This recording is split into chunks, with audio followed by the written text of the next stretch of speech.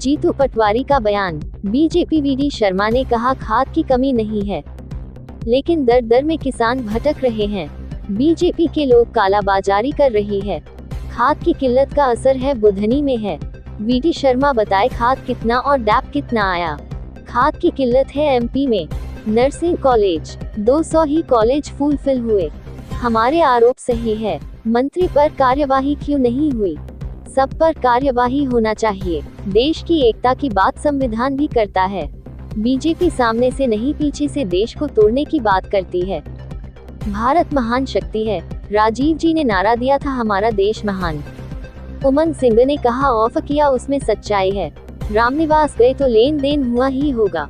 BJP का यही काम है, खरीद फरोख्त करना। निर्मला स्प्रे रोज इधर उधर करती हैं। क्यों उनका इस्तीफा नहीं लिया जा रहा? जो कानून और संविधान में है उसी अनुसार होना चाहिए। देश का ये पहला प्रदेश है जहां पर पुलिस वाले मारा खाते हैं। बीजेपी के लोग कहते हैं पुलिस का व्यवहार ठीक नहीं। इस प्रकार की भाषा किसी पार्टी के अध्यक्ष को शोभा नहीं देती। 3000 की बात की थी, 25 करोड़ का विज्ञापन है। बीजेपी के अध्यक्ष आदरणीय वीडी शर्मा जी ने कहा कि खाद की कोई कमी नहीं, बुधनी से वीडियो लाकर पब्लिक को धोखा नहीं। मुझे दुख होता है इस बात का कि किसानों को जो सहूलियत और सहायता इस रबी और खरीफ की फसल में सरकार को खाद के रूप में करनी थी, वो कर नहीं पाई। दर दर भटक रहे थे किसान, दर दर भटक रहे हैं किसान। बीजेपी के लोग ब्लैक में खाद बेचते हैं 1200, 1300 का, 1700 और 2000 तक। और बीजेपी के मंडल अध्यक्ष से लेकर उनके कई नेताओं का पब्लिक डोमेन में वीडियो भी आया है, परिस्थिति भी आई, वो चाहे मऊ हो चाहे सिरवा। बुधनी में वो कह रहे हैं खाद की किल्लत है, तो लोगों का पिछली बार 1,08,000 से जीती थी बीजेपी। अगर खाद सही होगा तो 1,09,000 से जीतनी चाहिए। अगर लोग बुधनी में बीजेपी के खिलाफ, तो लाजिक है। किसान के हित की बात, अधिकार की बात, उनके वादे पूरे करने की बात और खाद की किल्लत का असर बुधनी में अद्भुत अकल्पनीय है। वीडी शर्मा जी एक सवाल का जवाब दें कि मध्य प्रदेश में रबी और खरीफ की फसल में कितना डीएपी का आकलन किया गया कि आवश्यकता है।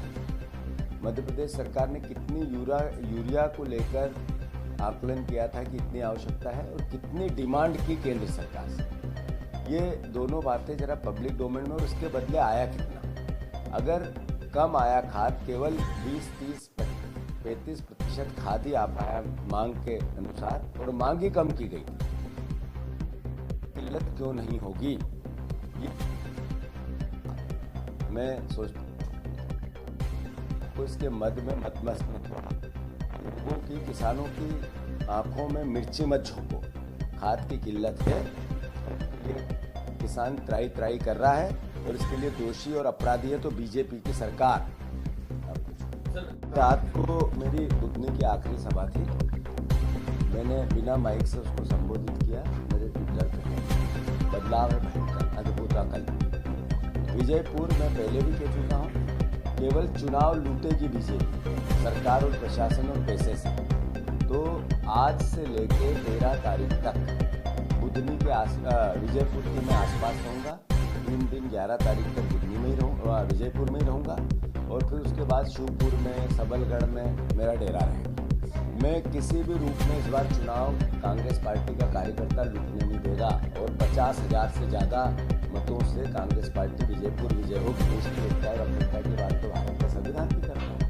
पर 10 साल 15 साल के शासनकाल के बाद बीजेपी एक और नेक की बात करती है, और भाषण हमेशा कैसे हम नफरत और घृणा और बंटवारा की बात करें वैसा करती है।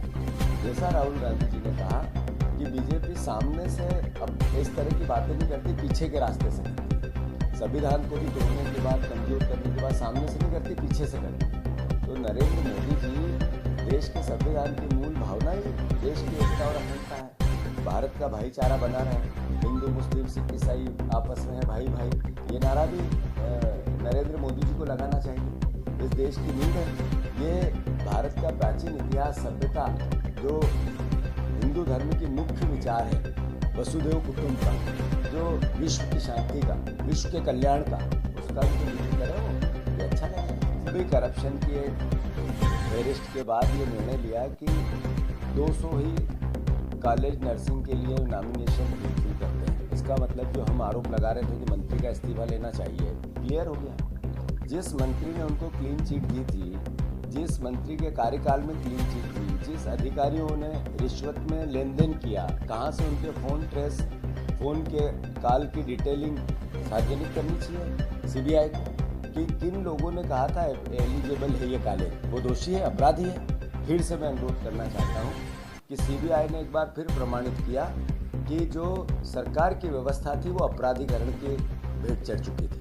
तो जिन जिन लोगों ने अपराध किया, जो इसमें पूरी साइकिल में थे, मंत्री से लेकर संतरी तक, सब पर पनिशमेंट होना चाहिए और इस्तीफे लेना चाहिए। प्रधानमंत्री ठीक है, उनको धन्यवाद। अगर महान, ये तो प्राचीन काल से महान है, ये तो हम बार बार कहते हैं।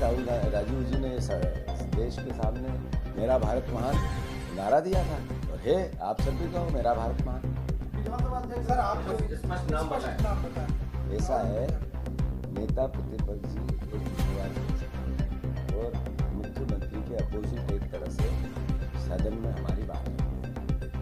अगर उन्होंने कहीं कि मुझे ऑफर किया था तो उसमें सच्चाई होगी, सच्चाई है। मैं मानता हूँ कि सरकार का जो रामनिवास रावत गए बीजेपी में, क्या फ्री फंड में गए? जो इतने विधायक गए थे, क्या लेन देन के कोई प्रमाण नहीं मिले? और हम तो अपनी जगह, बीजेपी के लोगों ने कहीं ने कहा कि ये खरीद फरोख्त बंद होना चाहिए। तो मैं मानता हूँ कि ये पब्लिक डोमेन में बात है कि बीजेपी का काम सिर्फ करप्शन करना और विधायकों को खरीद फरोख्त करना और लोकतंत्र की हत्या करना, उनके नेचर का हिस्सा। नरेंद्र मोदी के नए भारत का एक सबसे बड़ा एक तरह से उदाहरण है। तो जो नेता प्रतिपक्ष जी ने कहा, सोच समझ के कहा, और जो कहा होगा प्रमाण के जब भी पेश करने होंगे बीडी शर्मा को देंगे, किसने कहा किसने नहीं कहा।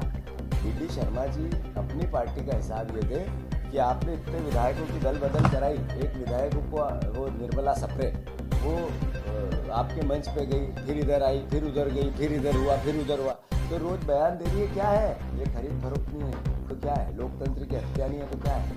अगर आप में इतना ही कलेजा था तो उनका इस्तीफा निकालना था, स्वीकार करवाना था। हमने स्वीकार करने के लिए शिकायत की, आपकी पार्टी के हैं विधानसभा अध्यक्ष, उनने क्यों अस्वीकार कर दिया? हमें कोर्ट क्यों जाना पड़ रहा है? ये सब सवाल है, पब्लिक समझे। हमारा प्रदेश में ऐसा होता, विश्व में ऐसी घटनाएं नहीं होती है कि हर हफ्ते पुलिस वाले मार खाते हैं, और किससे खाते हैं? बीजेपी के नेताओं से।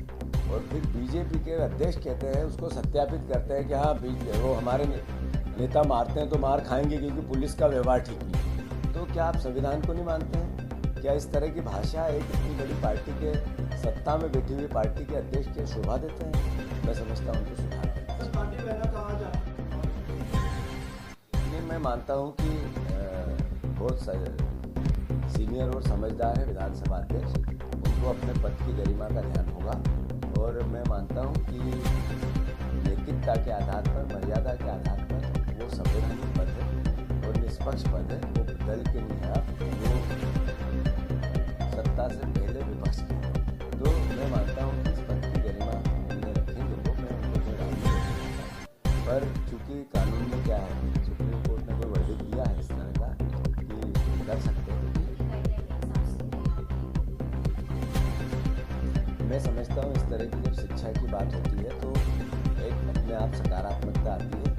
और राज्य शिक्षा बोर्ड ने क्या कहा और मदरसा बोर्ड के क्या अधिकार हैं, ये डिफाइंड है अलग अलग। मैं मानता हूँ कि जो कानून के संविधान के हिसाब से है वो होना चाहिए।